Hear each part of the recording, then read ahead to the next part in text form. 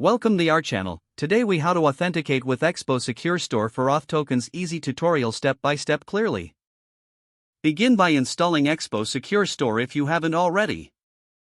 Open your terminal or command prompt. Run the command expo install Expo Secure Store. Once the installation is complete, open your project in your preferred code editor. Import Secure Store into your file by adding import * as Secure Store from Expo Secure Store at the top. Now, let's create a function to save the authentication token. Define a new asynchronous function named saveAuthToken. Within this function, use await secure store.setItemAsync authToken token to store the token securely. Make sure to replace token with the actual token value you want to save. Next, let's create a function to retrieve the authentication token. Define another asynchronous function called getAuthToken. Inside this function, use const token equals await secure store.getItemAsync authToken to fetch the stored token. You should also handle the case where the token might not exist.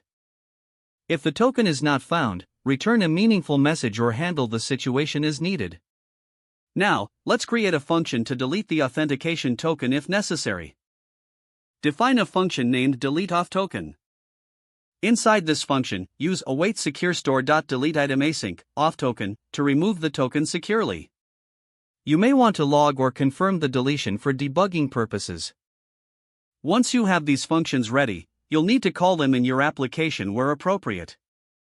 For example, call saveAuthToken after you successfully authenticate a user. Call getAuthToken when you need to access the token, such as when checking user authentication status. And call deleteAuthToken when the user logs out. That covers the steps to authenticate with Expo Secure Store for auth tokens.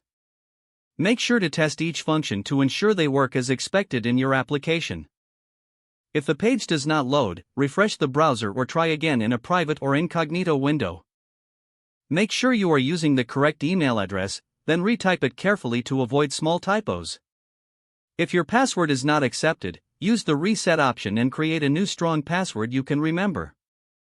Check your spam folder for verification or security emails, then complete any requested confirmation steps. Don't forget to like this video and subscribe to our channel for more step-by-step tech guides.